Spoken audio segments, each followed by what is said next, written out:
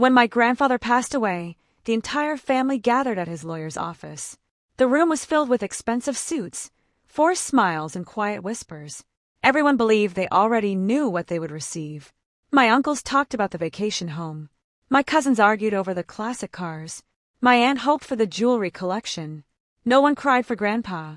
They only waited for the will to be read. I sat quietly in the corner.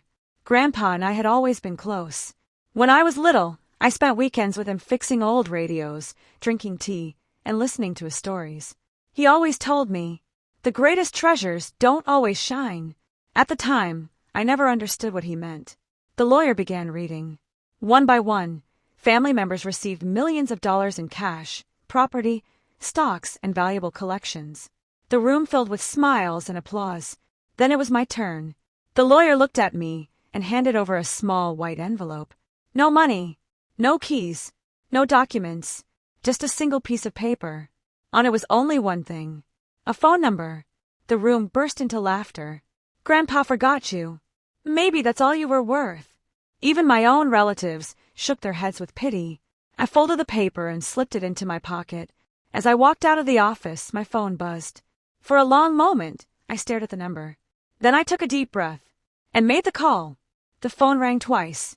Then an elderly voice answered. I've been waiting for your call. I froze. The stranger already knew who I was. Your grandfather told me you would call one day, the voice continued. He said you would be the only one curious enough to do it. I looked around in confusion. Who are you? My name doesn't matter, the voice replied gently. What matters is that your grandfather trusted me. The stranger gave me an address on the other side of town. Come alone. Before I could ask another question, the call ended. For the next hour, I debated whether to go. Maybe it was a mistake. Maybe it was a prank. But something inside me said Grandpa had planned this carefully. That afternoon, I drove to the address. It was an old brick building with a faded wooden sign.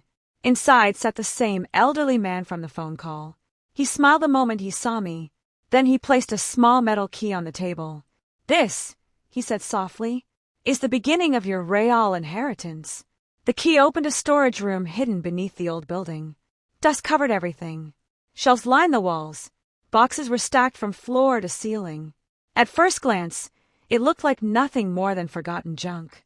Old notebooks, broken watches, rusty tools, faded photographs. I looked at the elderly man with confusion. This can't be what Grandpa left me. He smiled. Look closer. I opened the first notebook. Inside were detailed business ideas, investment strategies, inventions, and handwritten lessons collected over 50 years. Every page reflected Grandpa's wisdom. Another box contained letters addressed to me, one for every birthday he had missed while traveling.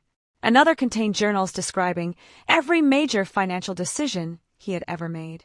Then I found one final envelope. It read, "Open this only after you've seen everything else."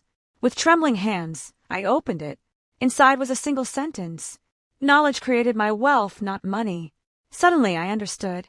Grandpa hadn't left me riches. He had left me the map to create my own. For months, I studied every notebook, every journal, every lesson. I learned about patience, discipline, business, and human nature.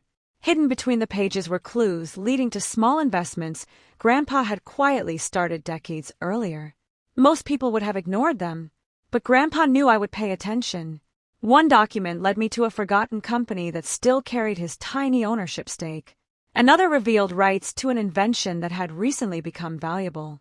Piece by piece, I followed the trail. Lawyers confirmed every detail. Financial advisors were stunned. Grandpa's hidden investments had quietly grown over the years.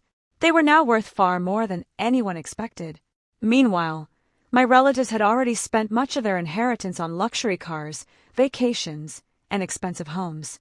I invested mine, not money, wisdom. And slowly, my future changed forever. 3 years later, our family gathered again. This time, not for a funeral, but for another legal meeting. Several relatives had made poor financial decisions. The millions they inherited were disappearing. They couldn't understand how my life had become so successful.